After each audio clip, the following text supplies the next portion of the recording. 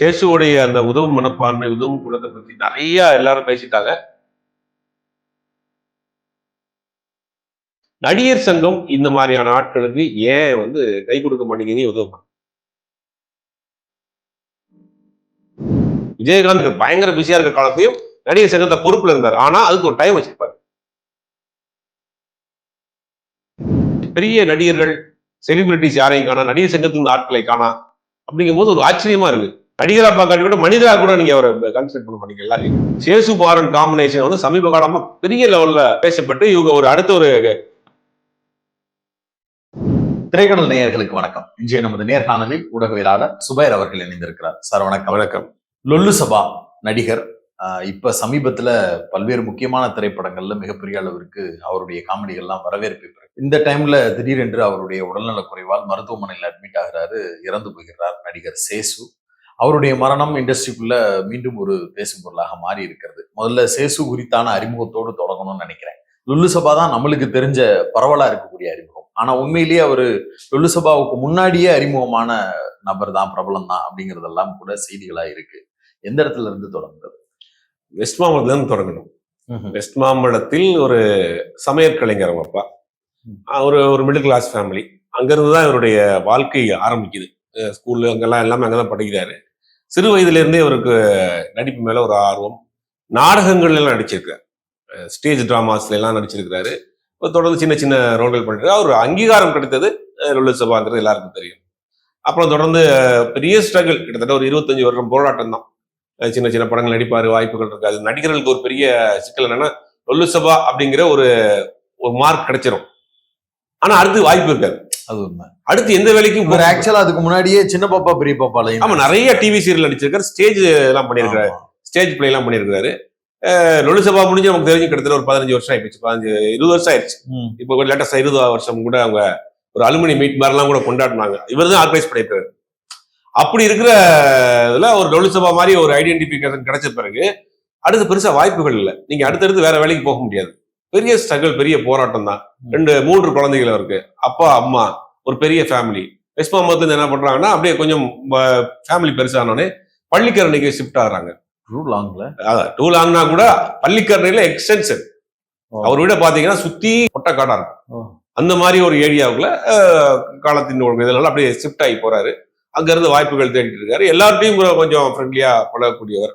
அப்படிதான் அவருடைய லைஃப் போயிட்டு இருக்கு.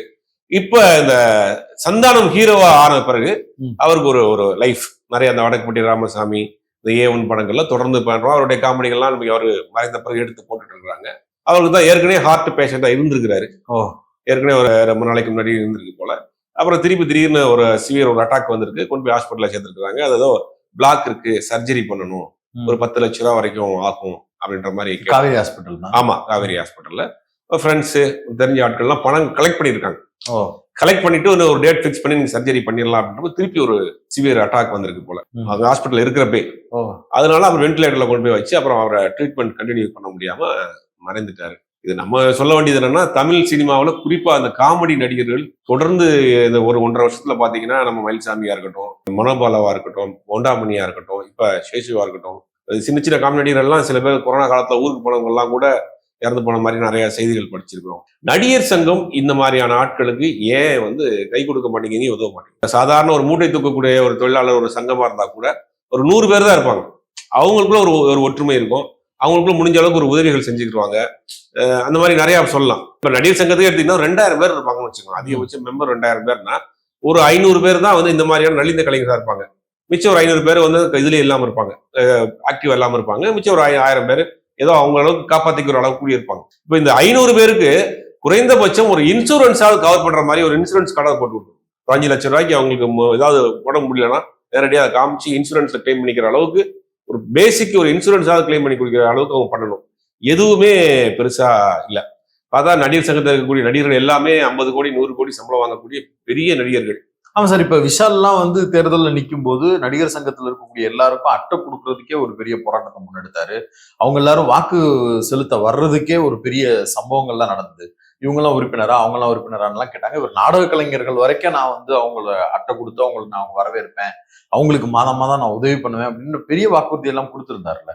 இது வரைக்கும் இப்ப இல்லையே. இப்ப நம்ம சேஷுவோடைய இதே பார்த்துருக்கோம். முடியாம ஆஸ்பத்திரியில கிடக்குறாருன்னு செய்திகள், 10 லட்ச ரூபாய் வரைக்கும் செலவாகும், பணம் ஃபண்ட் இல்லாம இருக்கு, கலெக்ட் பண்ணிட்டு இருக்காங்கிற செய்திகள் எல்லா இடத்துலயும் பரவலா வந்துச்சு. அப்படிங்கும் போது நீங்க அந்த நேரத்துல ஏதாவது ஒரு நடிகர், ஒரு பெரிய விஷயம் கிடையாது, பொன்னம்பலத்துக்கு உடம்பு முடியாம போச்சு, அவர் கிட்டத்தட்ட 20 லட்ச ரூபாய்க்கு மேல சிரஞ்சீவி தான் பெரிய அளவுல ஹெல்ப் பண்ண, அதர் ஸ்டேட் இருக்கக்கூடிய ஒரு நடிகர் தான் கூட நடிச்ச ஒரு ஃபைட்டரா இருந்ததுனால அந்த ஒரு நட்பின் அடிப்படையில ஒரே செட்டில் பண்ணார். இப்ப நீங்க ஒரே ஆள் செய்யாட்டியும் கூட 4-5 பேர் கலெக்ட் பண்ணி உடனே போய் நீங்க சர்ஜரி பண்ணுங்க, ஹாஸ்பிட்டல் மேனேஜ்மெண்ட்லயே பேசலாம், நீங்க பண்ணுங்க நாங்க கலெக்ட் பண்ணி கொடுத்துறோம் அப்படின்னு. இது ஏன் செய்ய மாட்டேங்கிறாங்கன்னு தெரியல. இப்ப நடிகர்கள் பிஸியா இருக்கக்கூடிய நடிகர்கள் தான் நடிகர் சங்கத்துல இருக்காங்க. நீங்க பிஸியா இருக்கிறீங்க, உங்களால அந்த சங்கத்தை பார்க்க முடியலன்னா அது பதவிக்கு வந்திருக்கணும். விஜயகாந்த் பயங்கர பிஸியா இருக்க காலத்தையும் நடிகர் சங்கத்தை பொறுப்புல இருந்தார். ஆனா அதுக்கு ஒரு டைம் வச்சிருப்பாரு. ஈவினிங் 6 மணிக்கு மேல நடிகர் சங்கம் வந்துருவாரு, அங்க நடக்கக்கூடிய பிரச்சனை எல்லாம் பார்ப்பாரு, முடிஞ்ச அளவுக்கு அதை சால்வ் பண்ணுவாரு, ஹெல்ப் பண்ணுவாரு, இந்த மாதிரி பண்ணுவாரு. ஆனா இந்த இப்ப இருக்கக்கூடிய ஆட்கள் வந்து அது ஏனோ தானோ அப்படிங்கிற மாதிரி இளைஞர்களா தானே சார் இருக்கிறாங்க. இவங்க எல்லாரும் நல்ல பணம் சம்பாதிக்கக்கூடிய நடிகர்களா இருக்கிறாங்க.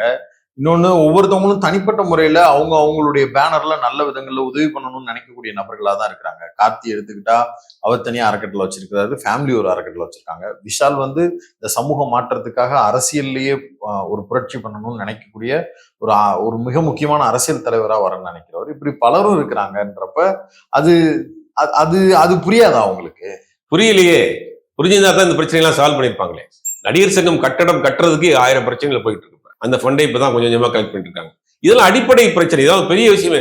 ஒரு சாதாரண ஒரு சின்ன அசோசியேஷன் கூட இதை பண்ணி முடிச்சிருவாங்க. ஒரு இன்சூரன்ஸ் கொடுக்குறதா இருக்கட்டும், அவங்களுக்கு ஒரு பிரச்சனைனா போய் நிக்கிறதா இருக்கட்டும், நடிகர் சங்கத்துல ஃபுல் டைமா இருக்கக்கூடிய ஆட்கள் தான் சங்கத்துல இருக்கணும். நீங்க பிஸியா இருந்துட்டு நம்ம முழு நேரமா வந்து நம்ம நடிகர் சங்கத்தை பாக்குறோம் அப்படின்னு நினைக்கக்கூடியவர்கள் பொறுப்புல இருக்கணும். இப்ப இந்த சேஷு இறந்ததுக்கெல்லாம் போயிருக்காங்களா என்னன்னு கூட தெரியல.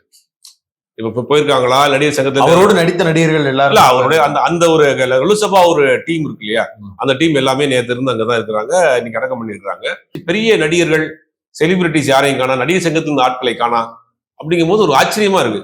அதாவது சக நடிகர் ஒரு காக்கா இறந்து கிடந்தா கூட 100 காக்கா மேல சுத்திட்டே இருக்கும், அதை வந்து எடுத்துட்டு போய் அடக்கம் பண்ற வரைக்கும், தூக்கிட்டு போற வரைக்கும். ஒரு நீங்க நடிகரை பார்க்க வேணாம், உங்க இண்டஸ்ட்ரியில இருக்கக்கூடிய ஒரு சக மனிதனா கூட பார்க்கல. இது தொடர்ந்து பண்ணிட்டு இருக்காங்க. ஒரு பெரிய நடிகர்னா அவங்களுக்கு கூட ஒரு கூட்டம் சேருது, அதுக்கு ஒரு முகத்தை வச்சுக்கிறாங்க, அதுக்கு ஒரு பிரஸ் மீட்ல ஒரு இன்டர்வியூ கொடுக்குறாங்க. ஒரு சாதாரண சின்ன சின்ன நடிகரா இருந்தா அவங்கள நீங்க கண்டுக்கிறதே கிடையாது. நடிகரா பார்க்காட்டி கூட மனிதரா கூட நீங்க அவரை கன்சிடர் பண்ண மாட்டீங்க எல்லாரையும். இதை வந்து முறைப்படுத்தணும். இது எல்லாருக்கும் நடக்கும். சினிமாங்கிறது ஒரு நிரந்தரம் இல்லாத ஒரு தொழில். யார் உயரத்துல இருப்பா, யாரு கீழே போவா, யார் கீழே இருக்க மேல திடீர்னு மேல வருவாங்கிறதெல்லாம் சொல்ல முடியாது. இந்த மாதிரியான ஒரு ஃபீல்டுல ஒருவருக்கு ஒரு ஒற்றுமையா ஒத்தாசையா இருக்கிறது தான் அடிப்படை மனிதாபிமானம். அது கூட இங்க இல்லாம இருக்கிறாங்கிறது ஒரு வருத்தமான செய்தி தான். புரியுது. இவர் சேசு குறித்து பேசும்போது ரொம்ப முக்கியமா நாம இன்டர்வியூக்கு அவரை அப்ரோச் பண்ணியிருக்கோம். இப்போ இந்த ஹாஸ்பிட்டலைஸ் ஆகுறதுக்கு முன்னாடியே பேட்டி கொடுக்குறேன்னு சொல்லியிருந்தாரு. அப்போ அவர் வச்சிருந்த டிமாண்ட் என்னன்னா, பெரும்பாலும் யூடியூப் சேனல்ஸ் இந்த மாதிரி வெளியில இருக்கிறவங்களுக்கு நம்ம அமௌண்ட் வாங்கிட்டு பண்ணுவோம், உங்களுக்கு வாய்ப்பு இருந்தா அந்த அமௌண்ட்டை நான் எதுக்கு பயன்படுத்துறேங்கிறதையும் நான் சொல்லிடுறேன், கேட்டுக்கோங்கன்னு சொல்லிட்டு எங்கள்கிட்ட எக்ஸ்பிளைன் பண்ணாரு. இந்த மாதிரி ஒரு 50 குடும்பம், 10 குடும்பம், 5 குடும்பம்னு இல்லாதவங்களுக்கு உதவி பண்ணணும்.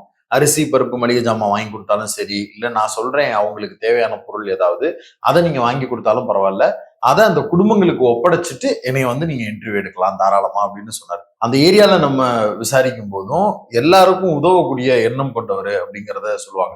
சமீபத்துல அவர் ஒரு பேட்டி கொடுத்தப்ப கூட 5 கிலோ 10 கிலோ அரிசி மூடையை தூக்கிட்டு ஒருத்தவங்க வீட்டுல கொண்டு போய் கொடுத்துட்டு வந்தாரு. இவ்வளவு வெயிட் தூக்கிட்டு போறாருன்றது கேள்வியா இருக்கும்போது, ஹார்ட் பேஷண்ட் நானு, வாட்டர் பாட்டில் கூட தூக்க கூடாதுன்னு சொல்லிட்டாங்க, ஆனா உதவி பண்றதை தவிர இந்த உலகத்துல வேற என்ன தம்பி இருக்கு, போனா போயிட்டு போகுது வீரு அப்படின்னு சொன்ன ஒரு இல்ல. சேஷுவோடைய அந்த உதவும் மனப்பான்மை, உதவும் குணத்தை பத்தி நிறைய எல்லாரும் பேசிட்டாங்க. ஒரு சில விஷயங்கள் நம்மளும் அந்த நேரங்களில் அவரை ட்ரிபியூட் பண்ற மாதிரி பேசலாம். இந்த சென்னை பெருவெள்ளம் வந்தது இல்லையா, அப்போ அவர் வந்து பள்ளிக்கரணையில இருக்கிறாரு. அவர் வீடு பாத்தீங்கன்னா ஒரு சுத்தி வந்து ஒரு எக்ஸ்டென்ஷன் ஏரியா, பொட்ட காடு, அதுக்கு குளமா ஏரியா இடத்துல வீடு கட்டியிருக்காங்க போல.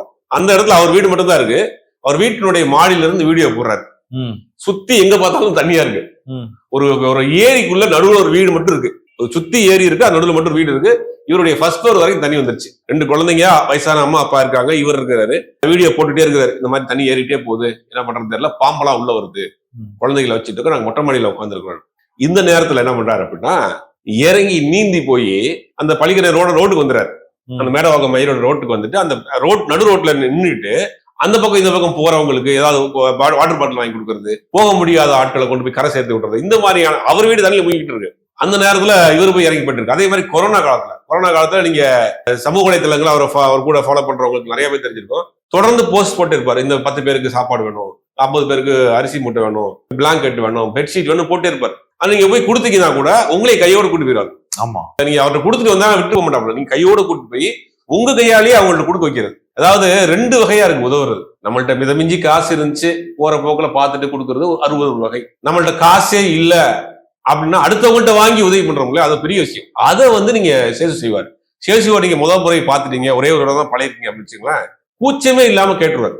அவரு கேட்க மாட்டாப்ல, பஸ் நம்ம தெரிஞ்ச ஒரு ஃபேமிலியில கஷ்டப்பட்டு இருக்காங்க, ஒரு ஸ்கூல் ஃபீஸ் எங்களால முடியுமா அப்படின்னு பார்ப்போம். முதல் முறை பார்த்திருப்பீங்க, கூச்சமே பட மாட்டார். ஒருத்தருக்கு உதவி செய்வதற்கு தன்னை தாழ்த்திக்கிறார்ல. இதெல்லாம் இன்னைக்கு ஒரு பிரஸ்டீஜ் பார்க்கக்கூடிய இடத்துல இருக்கிறாங்க. இவர் மேல தப்பான ஒரு கண்ணோட்டம் வந்துருமாங்கிற ஒரு சந்தேகம் இருக்கும். எல்லாத்தையும் எதுவுமே யோசிக்க மாட்டாங்க. டப்புன்னு நீங்க கேட்டுட்டு அவரை கையோட கூட்டு போயிடுவாங்க. எதையுமே கையில வாங்க மாட்டாங்க. அதான் அவர்கிட்ட ஒரு பெரிய பிளஸ். நீங்க ஏதாவது உதவி செய்ய போறோம்னா கூட நீங்க அவர்கிட்ட கொடுத்தா வாங்க மாட்டாங்க. உங்களையும் கூட்டு போய் உங்கள்கிட்ட கொடுக்க வச்சு உங்களை போட்டோ எடுத்து அவருடைய சமூக வலைதளம் போட்டுருவாரு. இந்த மாதிரி இவர் வந்தாரு, இவர் எனக்கு கொடுத்தாரு, இவர் நல்லா இருக்குன்ற மாதிரியான ஒரு விஷ் பண்ணிடுவாரு. நடிகருக்குள்ள ஓரளவுக்கு உதவியில் இருந்தவர் பாத்தீங்கன்னா மயில்சாமிக்கு அடுத்து சேசு நிறைய பண்ணிட்டு இருந்தார். அவரை பத்தி நிறைய இந்த மாதிரி விஷயங்கள் அவருடைய கூட பழகியவர்கள் சம்பந்தப்பட்டவர்களும் தொடர்ந்து போட்டு இருக்கிறாங்க. நல்ல ஒரு நடிகரும் கூட. அவருடைய லாங்குவேஜ், பாடி லாங்குவேஜ் அப்படின்னா உங்களுக்கு நாகேஷ் வடிவேல் மாதிரி வெறும் டயலாக்ல மட்டும் இருக்காது. அந்த ஒரு சின்ன சின்ன சின்ன ரியாக்ஷன்ஸ்லயே ஐயோ அவரா, இவருடைய பாத்தீங்கன்னா டெரரா இருக்கும். இவருடைய ஃபேஸ் கட் லுக் எல்லாம் பாத்தீங்கன்னா டெரரா இருக்கும். பாக்குறவங்களுக்கு ரொம்ப காமெடியா இருக்கும். அதை ரொம்ப யதார்த்தமா பண்ணக்கூடிய நடிகர். டைமிங் பயங்கரமான டைமிங் சென்ஸ். இன்னைக்கு 90s அந்த மண்வாசனை படத்தோட ரீமேக்ல மண்ணெண்ண வேப்பண்ண விளக்கு என்ன, யாரா இருந்தா எனக்கு என்ன அப்படிங்கிறது இன்னைக்கு நம்ம சேசு இன்னைக்கு நம்மளை விட்டு மறைந்துட்டா கூட மீம்ஸாவும் டெம்ப்ளேட்டாவும் அவருடைய காமெடியாவும் தொடர்ந்து இருந்துட்டே இருப்பார். இன்னைக்கு நொல்லு சபா முடிஞ்சு 20 வருஷத்துக்கு மேலே ஆச்சு. இன்னைக்கும் அதை நம்ம எடுத்து போட்ட சோசியல் மீடியாவில் டெய்லி ஏதாவது ஒரு வீடியோ பார்த்துறோம், ஏதாவது ஒரு டெம்ப்ளேட்டா பார்த்துறோம். அப்படிங்கும் போது இன்னும் தொடர்ந்து சினிமாவில் இருந்தாருன்னா நிறைய தரமான படைப்புகளை சேசுவால கொடுத்துருக்க முடியும். இன்னொரு வடிவேல் அந்த மாதிரியான கேட்டகரியில இருந்திருப்பார். நீங்க டெம்ப்ளேட்டா யூஸ் பண்ணக்கூடிய அளவுக்கு நீங்க இருக்காருல்ல. 20 வருஷத்துக்கு முன்னாடி வந்த ஒரு டெலிவிஷன் ஷோ அது நடந்த ஒரு ஸ்டோரி இன்னைக்கு மீமா டெம்ப்ளேட்டா யூஸ் பண்றாங்க, அந்த வீடியோ எடுத்து போடுறாங்க. அப்படிங்கும் போது எவ்வளவு நாள் நிக்குது அப்படிங்கிறப்ப அதுல ஒரு விஷயம் இருக்க போய் தான் நிற்கும். வடிவேல் இன்னைக்கு ஃபீல்ட்ல ஒரு 15 வருஷம் இல்லாம போனா கூட ஆனா அவருடைய இது தொடர்ந்து இருந்துட்டே இருந்தது. மார்க்கெட்டுங்கிறது அப்படி இருந்துட்டே இருந்துச்சு. அது எனக்கு வடிவேலுக்கு தெரிஞ்சு சேசுக்கு இருந்தது. சேசு மாறன், இந்த இடத்துல மாறனை விட்டு பேசப்பட்டது. ஆமா, சேசு மாறன் காம்பினேஷன் சமீப காலமா பெரிய லெவல்ல பேசப்பட்டு இவங்க ஒரு அடுத்த ஒரு கவுண்டமணி செந்தில் மாதிரியான ஒரு அடுத்த ரேஞ்சு வந்துட்டு இருந்தாங்க. அந்த வந்துகிட்டு இருக்க நேரத்துல இப்படி ஒரு பெரிய ஒரு துரதிருஷ்டவசமாயி போச்சு. அதே மாதிரி பாரி வெங்கட்டையும் நம்ம சொல்லலாம். பெரிய இந்த துல்லாத மன்றம் துள்ளும் பார்த்திருக்கீங்க. அது மெட்ராஸ் பாசையில பேசிட்டு அந்த வழி காட்டுவாரு. அவரும் இந்த மாதிரி தான் வளர்ந்து வரக்கூடிய நேரத்தை திடீர்னு ஒரு பஸ் ஆக்சிடென்ட்ல இறந்துறாரு. அவர் பாத்தீங்கன்னா டிராமாவில இருந்தவர், மாதிரி டிராமா ட்ரூப்ல இருந்தவர். அப்பப்ப சினிமாவில சின்ன சின்ன ரோல் பண்ணாரு. தூர்தர்ஷன் டிராமாவில நடிச்சிட்டு இருந்தவர். அடுத்த படங்கள் படத்துல கொஞ்சம் டெவலப் ஆறப்போ ஒரு பஸ் ஆக்சிடென்ட்ல இறந்து போறாரு. இப்ப சமீபத்துல ஒரு மாரிமுத்து தொடர்ந்து தமிழ் சினிமாவுக்கு ஒரு பெரிய இழப்பான ஒரு வருடமா இருக்கு. இப்பதான் வளர்ந்து வர்றாங்க, சம மார்க்கெட் அப்படின்னு நினைக்கிறவங்களுக்கு சட்டு அது இன்னொரு விஷயம் நம்ம இடத்துல சொல்ல வேண்டியது இருக்கு. நடிகர்கள்ல இருந்தவங்களுக்கு முக்கிய மூலதனமே உடல் தான். அது எம்ஜிஆர் என்ன பண்ணுவாராம் அப்படின்னா ரொம்ப முக்கியமான விஷயம். அது வாய்ப்புகளே இருக்காதான். ஆனா டெய்லி எக்ஸசைஸ் பண்ணுவாராம், சாப்பாடு விஷயத்துல ரொம்ப கான்சன்ட்ரேட் பண்ணுவாராம். அவனோட எம்ஜிஆர் இருக்க உனக்கு வாய்ப்பு இல்ல, அடுத்த வேலை சாப்பாடு கிடைக்குமான்னு தெரியல, தேவர் கேட்டிருக்காரு போல எம்ஜிஆர். அந்த மாதிரி சொன்னா எம்ஜிஆர் சொன்னாராம், வாய்ப்புகளே போனால் வரும், உடம்பு அப்போ ஒத்துழைக்கணும்ல அப்படின்னு வரும். ஒரு அட்வான்ஸ்டா யோசிச்சிருக்கிறாரு.